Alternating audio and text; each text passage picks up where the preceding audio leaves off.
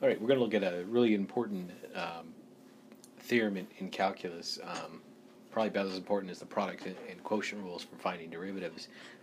The chain rule is used extensively in applications and all kinds of taking derivatives and implicit differentiation, so it's a very important topic. So it involves a composition. So if g is differentiable at an x naught, so x equals 0, so we just want to give it a little bit, distinguish it a little bit, so we call it x naught, and f is differentiable at g of x naught, then if we have those two conditions met, then f of g of x, that composition, is differentiable at x naught, and the derivative formula is if I take the derivative of f of g at x naught, it's going to be the derivative of the outside evaluated at the inside, so f prime of g of x naught times the derivative of the inside function. So we'll go through and we're going to use an idea of approximating a slope of a secant line with the tangent line. There's going to be a bit of an error, so that's what's going to happen here. So we're going to draw ourselves a graph and some function, and we're going to say this is x naught, and there's t, and we're going to go ahead and connect that, and that's going to make a secant line, and then we'll go ahead and draw in a tangent line at x naught. So you can see that the yellow secant line and the orange tangent line aren't quite the same. There's going to be a bit of an error there. Now, if t was closer to x naught, then the secant line's slope would be a better approximated by the tangent line. And our function is g of x. So what we're going to do is we're going to write the difference quotient for the secant line, g of t minus g of x naught, all over t minus x naught. That's just the slope of the secant line.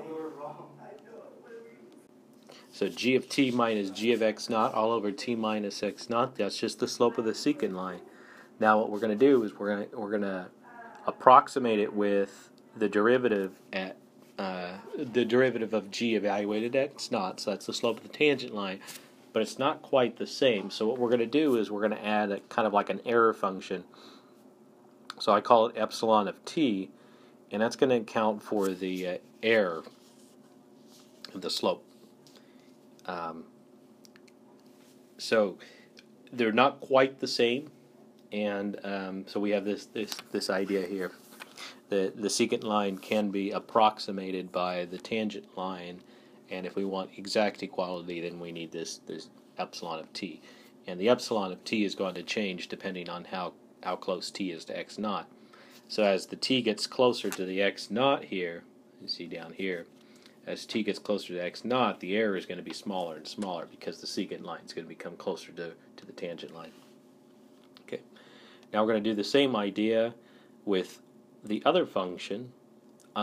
Instead of having x naught and t, f takes function values or outputs of the g function. So it's going to take g of x naught and g of t, and we play the same game. We find the secant line and we look at the tangent line, and we're going to compare their slopes again. So we'll find the slope of the secant line, so that'll be f of g of t minus f of g of x naught divided by g of t minus g of x naught. And we're going to approximate it again with the derivative. So we were told that it was differentiable at g of x naught. So that derivative f prime of g of x naught exists. So we can say that plus, and then we'll use this delta of g of t. That delta of g of t is an error, or it accounts for the error, so that we do have equality. Now, as t gets closer to x naught, because g is continuous at x naught, as t gets closer to x naught, g of t gets closer to g of x naught. So that's by continuity that we'll have that. So that delta g of t just accounts for the error in the slope. Okay? All right. So now we're going to start putting it all together.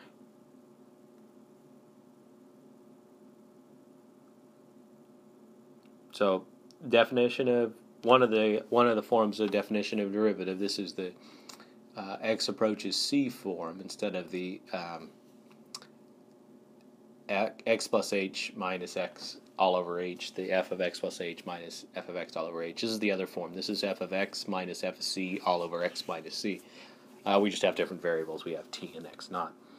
Okay, so this is going to be f of g of t minus f of g of x naught divided by t minus x naught. So that's this definition of the derivative using the limit. Now we're going to employ a little trick that the textbook uses. We're going to pick a clever version of 1 to multiply by. So it'll be g of t minus g of x naught all over g of t minus x naught, or minus g of x naught. So we haven't changed anything. And what we're going to do is we're going to go ahead and, because multiplication is commutative, we're going to go ahead and switch these denominators right here. So that's what's going to happen here.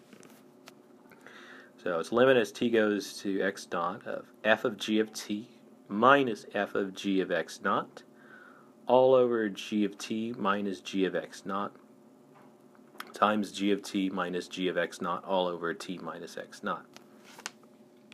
This part right here with the limit is going to be the derivative. So that's going to be, this part right here is the derivative of g at x naught.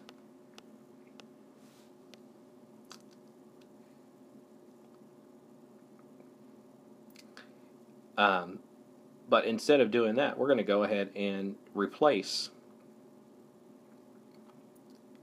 with what this was equal to. So f of g of t minus f of g of x naught all over g of t minus g of x naught.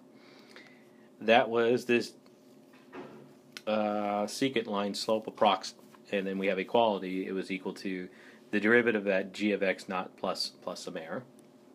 And then if we go back,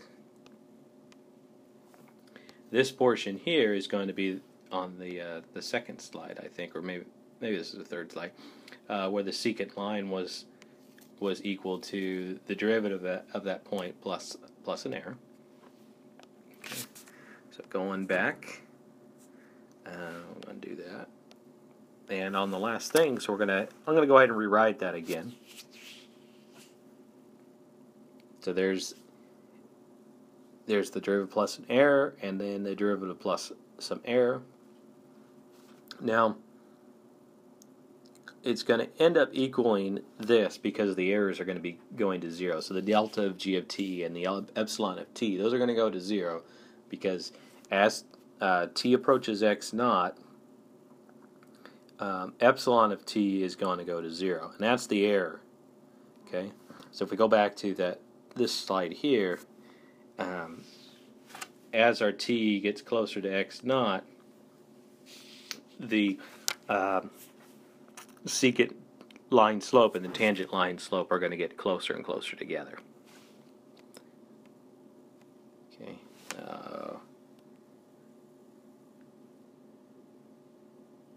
So the error goes to 0. And since g is differentiable, it's also going to be continuous at that x naught. So as